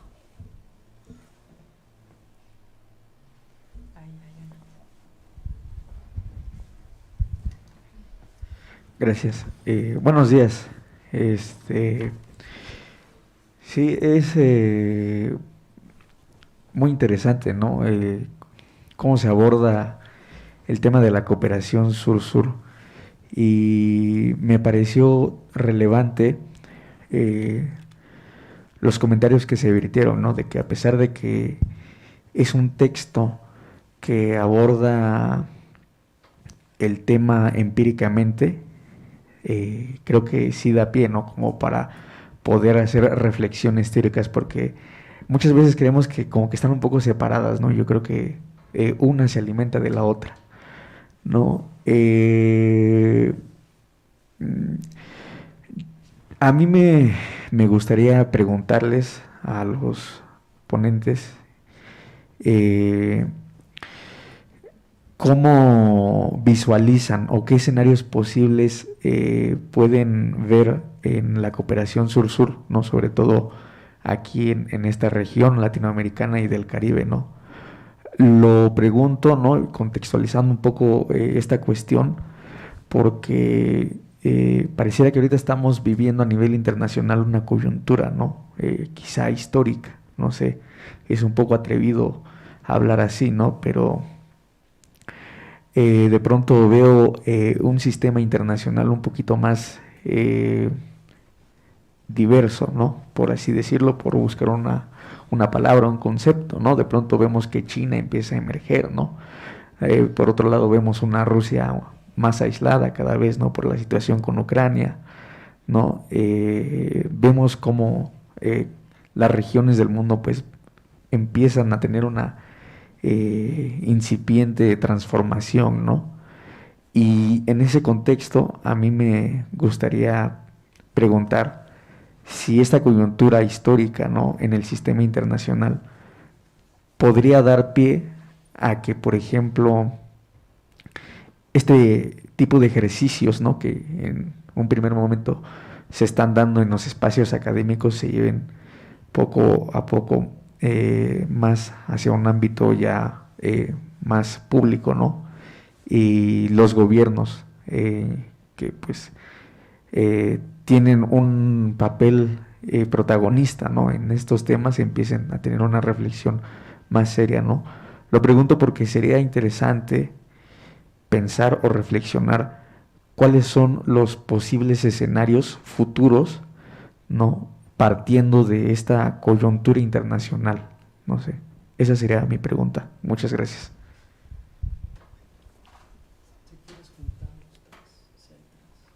Muchas gracias. No sé si alguien más tenga alguna otra pregunta que podría relacionarse y así los panelistas responderían todas juntas. Adelante. Bueno, buenos días. Y algo que sí me pareció interesante fue lo que mencionó la doctora al final de su participación sobre los límites a la cooperación internacional y así a la cooperación internacional para sur-sur. Entonces, en concreto, mis preguntas son porque quiero aumentar, quiero hacer dos. ¿Cuáles serían los límites que ustedes propondrían al momento de presentar este tipo de limitantes? Porque entendemos que una política que no tiene límites puede ser una política que se puede desvirtuar y por ende puede perder el objetivo por el cual se fomenta. Y la segunda sería igual encaminada a la cuestión de los límites, ya que muchos autores en tema político atribuyen que el aspecto de globalización puede estar muy peleado también con el concepto de soberanía y principios territoriales y ese tipo de cuestiones que hacen la conformación de los estados. Entonces, para ustedes, ¿considerarían que este tipo de intervenciones sí consiste en una pérdida de soberanía real? Es decir, que los países no pueden implementar lo que ellos consideran correcto para sus propios estados dentro de sus mismos marcos, porque están obligados por otras cuestiones a las que también ya se comprometieron, o podemos también enfrentarnos a un concepto cosmopolita, es decir, que las ciudades como tal solo son edificios y a lo mucho barreras arancelarias que nos pueden ayudar también a comprender el mundo de una forma mucho más dinámica y a lo mejor un tanto más flexible de lo que nos hemos enfrentado a lo largo de la historia. Bueno, muchas gracias. Ok, muchas gracias. Ahí creo que alguien... ¿Tú también? ¿Sí? Bueno.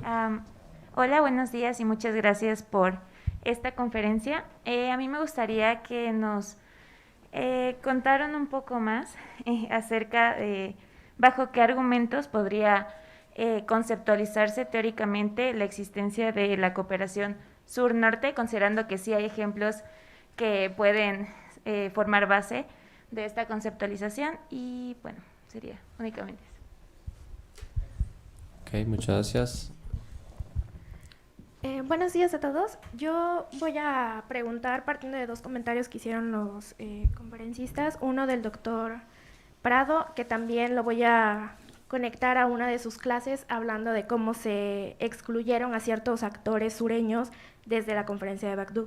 Entonces, ¿cómo o de qué forma podemos hacer que la cooperación sur-sur sea un instrumento o el instrumento más importante de las políticas exteriores de los países latinoamericanos en este momento, porque es de lo que se está hablando el libro, para lograr lo que mencionaba la doctora, el empoderamiento de los actores sureños, para realmente llegar a una cooperación para el desarrollo óptima? Ok, muchas gracias. Yo terminaría ahí una primera ronda de preguntas y cedería la palabra a los panelistas de acuerdo a su orden de intervención. Entonces, doctor Guillermo, si gusta comentar algo.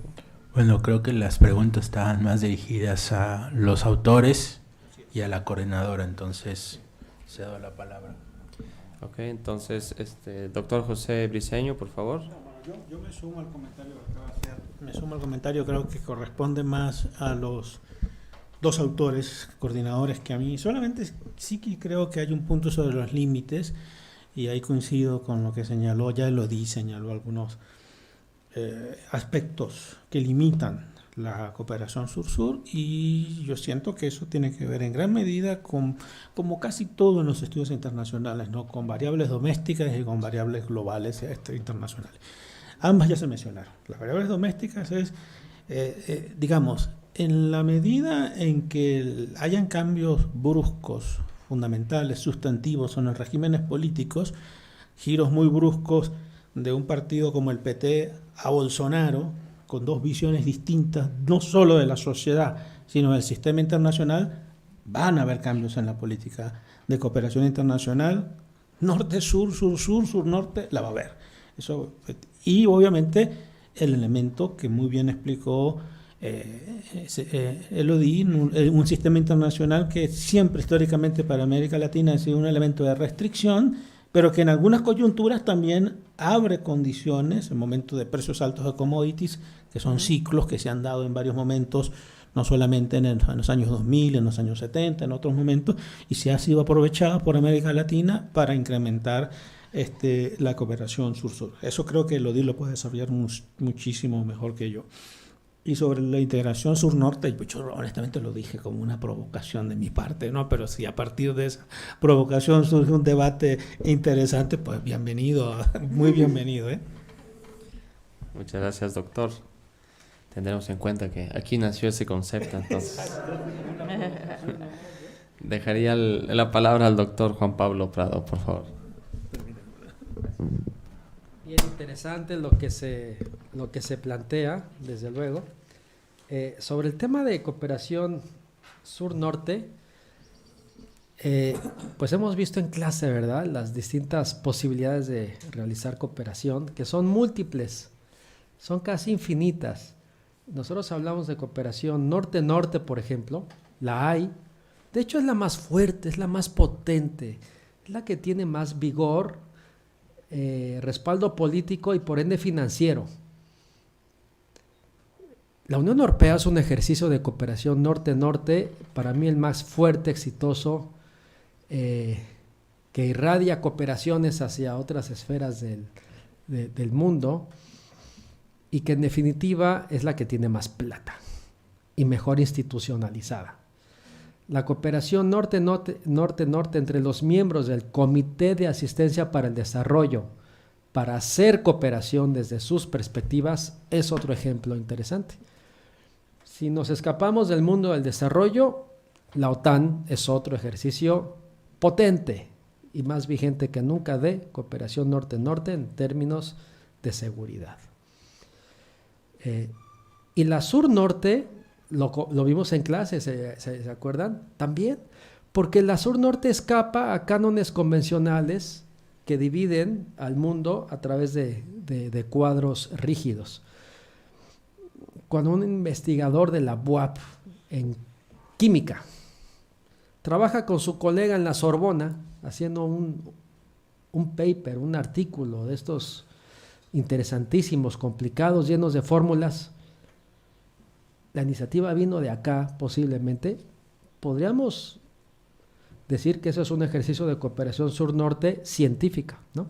Pero lo que ha hecho Venezuela o Cuba cuando Estados Unidos está en problemas en términos energéticos o de crisis ambientales, los huracanes, y Venezuela hace cosas y Cuba ofrece apoyo y asistencia a gente en Nueva Orleans. Es una oferta de cooperación sur-norte que intenta, como dice Lodi, generar la imagen política de esta cooperación desde el sur en términos de que es una vía para empoderarnos en nuestro ámbito de acción a través de un ejercicio de influencia suave, pero con impacto social. No es tan suave, porque impacta vidas, emociones y personas. Hay otros preceptos: cooperación cúbica, cooperación triangular, cooperación circular. Bueno, estoy trabajando en un libro sobre conceptos de cooperación internacional para el desarrollo. Posiblemente salga el próximo año. Vamos a hacer invitaciones aquí a los expertos. Y como hay tantas formas de nombrar a la cooperación, porque hay tantas formas de instrumentarla, creo que hace falta un libro de esta naturaleza. Pero también cuidado con la cooperación sur-sur, porque puede ser todo o nada a la vez. Hay trampas en el mundo de la cooperación. Y como la instrumentan gobiernos, y los gobiernos tienen que llenar informes y decir que hicieron muchas cosas y legitimar la existencia de sus agencias en cualquier lado del mundo, de pronto se asume que hay cooperación sur-sur cuando se realizan viajes de trabajo, cuando hay préstamos, cuando se crea infraestructura, pero a las viejas usanzas. Cuando recuerdo una experiencia en Venezuela, recibió cooperación estadounidense y recibió un hospital en Maracaibo, obviamente ahí donde estaban las empresas petroleras estadounidenses haciendo lo que querían. Sembraron un hospital en Maracaibo y de pronto van a la parte de atrás una máquina para quitar la nieve. Maracaibo, o sea, un calor, José, impresionante. Eso es. ¿Qué tipo de cooperación es? Pero es que la cooperación sur-sur puede replicar estos esquemas y lo hace. Hay cooperación atada en la cooperación sur-sur. Yo te apoyo, pero todos los insumos son míos. Lo hacemos a veces entre países en desarrollo. Somos buenos para replicar algunas prácticas de la cooperación norte-sur. Y la cooperación sur-sur también tiene un elemento político bien interesante: la condicionalidad.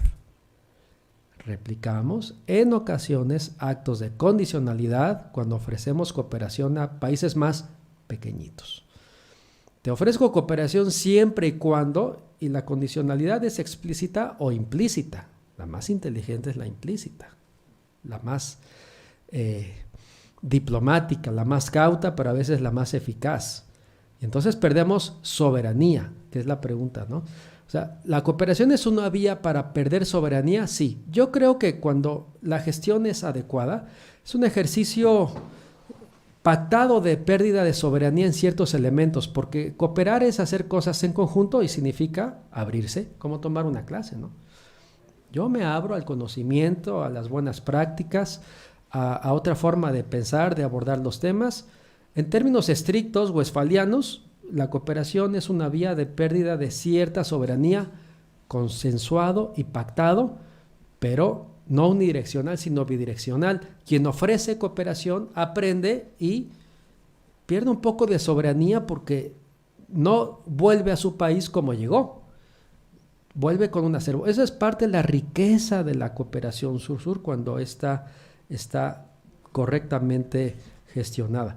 Pero bueno, para limitar estos elementos de cooperación sur-sur que de pronto se nos van de las manos y es todo y nada a la vez, hay mecanismos normativos e institucionales a nivel regional muy interesante y en nuestra región yo diría que es la número 1 en la materia. La Secretaría General Iberoamericana tiene un programa de fortalecimiento a la cooperación sur-sur. ¿Qué se hace ahí? Ayer hubo una reunión de funcionarios sobre eso. Coordinar las políticas de cooperación sur-sur de los países para intentar homologarlas, para promover coordinación, para hacer informes más o menos consensuados, partir de los mismos supuestos, no teóricos, pero sí conceptuales y prácticos. Creo que ayer vimos, ¿verdad? Rápidamente un informe de cooperación sur-sur en nuestra clase, ¿se acuerdan? Hay avances, hay mejoras continuas. Es decir, la cooperación sur-sur es un ente vivo que avanza, se supera, tiene retrocesos, pero también da pasos adelante. ¿Cómo se visualiza la cooperación sur-sur hoy en día? Yo creo que hoy en día es más reactiva que proactiva. No es ni bueno ni malo. Tenemos hoy en día una cooperación internacional y sur-sur covidizada, ¿no? El Salvador ofrece vacunas a terceros países por la vía subnacional, porque no se lleva muy bien con sus colegas de cerca, pero ofrece vacunas a municipios aledaños, como México ofrece 2 millones de vacunas COVID y Argentina más de 4 millones. México y Argentina han presidido la CELAC. No por eso presiden la CELAC, pero ayuda un poco en ciertos casos a ganar votos, a tener presencia o a legitimar, construir liderazgos. Bueno, si es con ese tipo de acciones, está bien. O sea, prefiero eso a que hagan otro tipo de actos de cooperación con menos impacto social y en términos de vidas. Pero hace en definitiva falta más programación, hacerla más integral, un poco como era antes, al menos desde la perspectiva mexicana. México hacía más cooperación con un portafolio de actividades muy, muy rico. Técnica, científica, tecnológica, cultural, educativa, alimentaria, culinaria. Compartíamos cómo hacer tortillas. En África, donde hay los insumos, pero les faltaba ciertas tecnologías básicas para hacer tortillas adaptativas a ciertos países africanos para alimentar más y mejor. Eso lo estamos perdiendo porque estamos muy enfocados a la covidización y a la cooperación para contener migración. Tenemos una cooperación covidizada y migratizada. Ocurre a nivel global, la cooperación sur-sur en varios casos replica ese ejercicio. Requerimos una cooperación más diversificada, más programática, y que se vuelva una política pública más seria, más consolidada, de gobierno y de Estado. Límites a la cooperación sur-sur. ¿Cómo controlar a la cooperación sur-sur? Que no se nos vaya de la mano, que no sea todo y nada a la vez. No es fácil, pero para eso existen experiencias. Normativas legales, México tiene una ley en materia de cooperación. Crear instituciones más formales, México tiene una agencia. Argentina acaba de fundar, fue reticente, porque Argentina siempre quiso una cooperación distinta al modelo clásico o de moda de agencia vía OCDE. Argentina tiene su agencia de cooperación. Son instancias que intentan coordinar y poner orden en casa, en la materia. Pero tampoco la cooperación se puede sobre regular o sobre institucionalizar. ¿Saben por qué? Porque perdería lo que yo le llamo su aid appeal, su atractivo para los políticos y tomas de decisiones. Si tú encasillas a la cooperación y solo puedes hacer A, B, C y D, en momentos clave de necesidad nacional o de proyección personal, de urgencia no programática, estarías atado de manos y no podrías hacer un tipo de cooperación X en determinado país o región o con determinado socio. La cooperación, al ser un instrumento político y de política exterior, necesita flexibilidad, necesita ser pragmático o necesita ser discrecional. A veces. No le podemos quitar ese incentivo a los gestores y a los políticos de la cooperación porque la cooperación se muere. Pero hay que regular, ni totalmente discrecional ni absolutamente programática. Doy un ejemplo. Hace poco Colombia perdió un fallo en el Tribunal de La Haya frente a Nicaragua por cuestiones marítimas frente a Nicaragua. Eso tiene años. Cuando Colombia ve que el tema va mal en términos legales frente a Nicaragua, despliega cooperación internacional en el Caribe para ganar aliados junto con instrumentos políticos diplomáticos formales y de esa forma intentar posicionarse políticamente en la región frente a Nicaragua.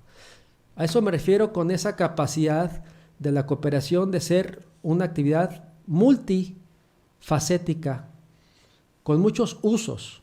Es una actividad colchón y no está mal siempre y cuando no se abuse de ello, porque necesita rigor y ciertos ejes programáticos para que vean lo interesante y a su vez complejo que es hacer cooperación internacional.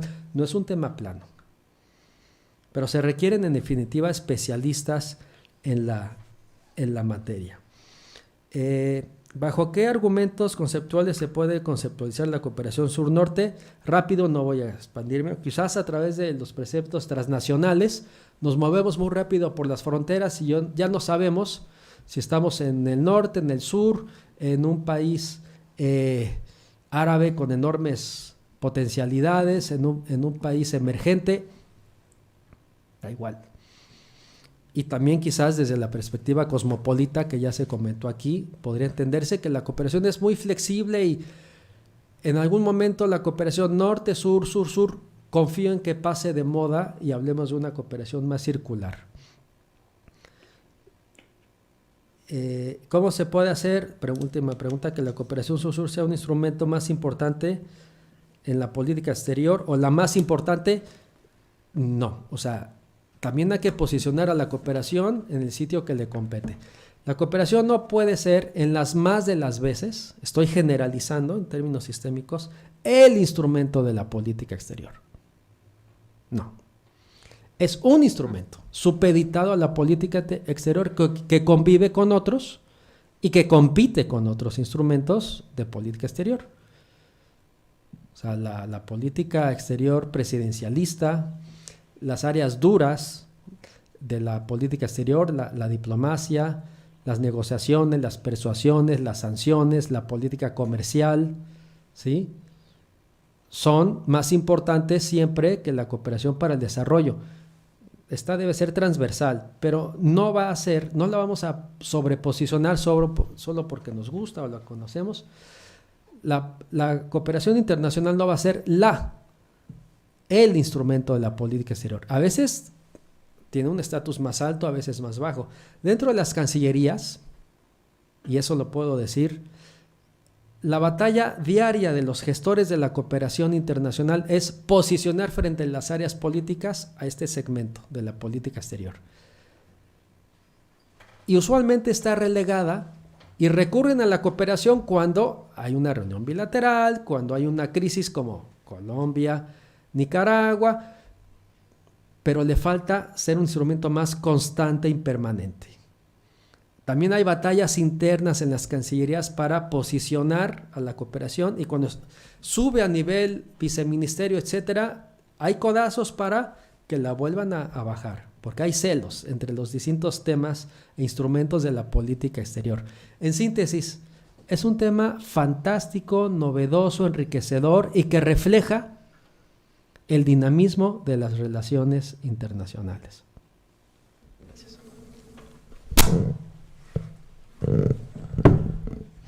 Muchas gracias, doctor Juan Pablo. Dejo la palabra finalmente a la doctora Elodie Brun.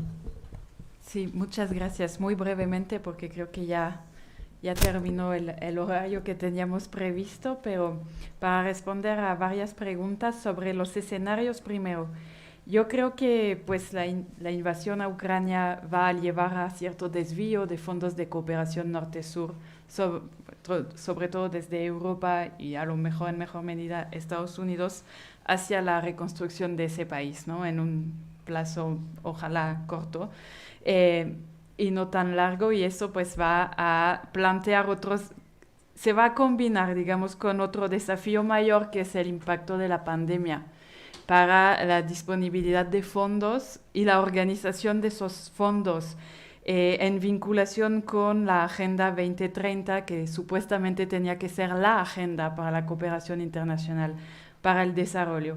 Un desafío de esa agenda era la inclusión de la cooperación sur-sur. Entonces habrá que ver qué pasa en este contexto difícil, si la prioridad va a ser a salvar algunos aspectos de esa agenda o si van a aprovechar para incluir mejor a diversos actores para acumular actividades y conseguir alcanzar las metas, ¿no?, de los objetivos del desarrollo sostenible. Yo creo que también hay desafíos propios a la cooperación sur-sur en el contexto actual, y yo veo dos principales. Uno es la gestión de asimetrías. Creo que es algo que los principales oferentes de cooperación de América Latina tienen ya que tomar en serio, porque es una crítica que se está recibiendo, que reproducen asimetrías en sus prácticas de cooperación, en la implementación de los proyectos. Y otro desafío es la asociación con actores no gubernamentales. ¿Cómo asociarse con actores no gubernamentales y mantener prácticas propias de la cooperación sur-sur?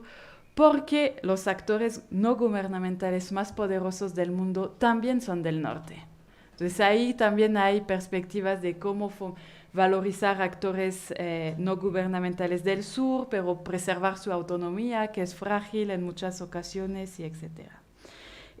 Sobre cómo limitar, definir, ¿no?, atacar la cooperación sur-sur, para mí, y eso es una influencia brasileña que tengo, hay que excluir las actividades con fines de lucro de la cooperación sur-sur, para acercarnos de nuevo al espíritu del Plan de Acción de Buenos Aires. No inversiones, no créditos, ni créditos con concesiones, y esto sería una diferenciación mayor con la ayuda oficial al desarrollo. Pero ahí estamos, creo que muy lejos de llegar a este consenso. Sobre la cooperación sur-norte, algo que no hemos mencionado es la cooperación científica. Por ejemplo, en la maestría en ciencia política en la cual doy clases en el Colegio de México, ya he tenido a 3 becarios de España, becados por CONACYT. Eso es cooperación sur-norte también, en algún sentido, ¿no? Y no creo que sean los únicos casos. Y son actos que habría que valorizar como tal, yo creo, porque es algo muy generoso por parte del gobierno mexicano. Y sobre cómo lograr, hacer que la cooperación sur-sur sea un instrumento de política exterior para lograr el empoderamiento de actores del sur. Yo creo que aquí hay 2 pasos. El primer paso es que esos actores del sur quieran empoderarse con otros socios del sur, porque esto no es un consenso en la región. Y el segundo paso, creo yo, es que hay que trabajar en un cambio de chip intelectual que es muy difícil de operar y que es que hay que valorizar el norte y el sur. Y dejar de hablar de reproducir expresiones de expectativas y esquemas de pensamiento que llevan a solo valorizar lo que se hace en el norte y no lo que también se puede hacer en el sur, ¿no? Y que puede valorizarse sin perder de vista el espíritu crítico, obviamente, pero sí es un cambio, creo que un esfuerzo intelectual que tenemos que hacer. Y ahí terminaría. Muchas gracias. Muchas gracias, doctora. Entonces, con esto daríamos finalizado este evento. Solo basta recordar, o queda por recordar más bien, que esta obra está disponible en la casa editorial del Colegio de México. Para quien quisiera adquirirla, puede entrar a través de la página de internet, la puede solicitar. Y en esta ocasión la doctora trajo algunos ejemplares para los que están aquí presentes, por si quisieran adquirir algún ejemplar en este momento. Por último, yo agradecería la presencia de los panelistas, en especial de los invitados que se tomaron el tiempo de venir a nuestra universidad. Es un gusto, como siempre, recibirlos. Esperamos que existan más ocasiones para poder encontrarnos en actividades de este tipo y en otras actividades de tipo académico. También pues agradecer a los organizadores de esta mesa, de esta exposición de presentación del libro, al doctor Juan Pablo Prado Layande y al doctor Guillermo Alberto Ortiz, que organizaron este encuentro. Y por último, agradecer también el espacio tanto físico como virtual a la Facultad de Derecho y Ciencias Sociales, pues que hizo posible que este evento se llevara a cabo. Como bien dice el doctor Juan Pablo Prado, el primer evento luego de mucho tiempo de no hacerse eventos presenciales en la licenciatura en Relaciones Internacionales, que pues ahora se ha llevado a cabo. Muchas gracias y hasta la próxima.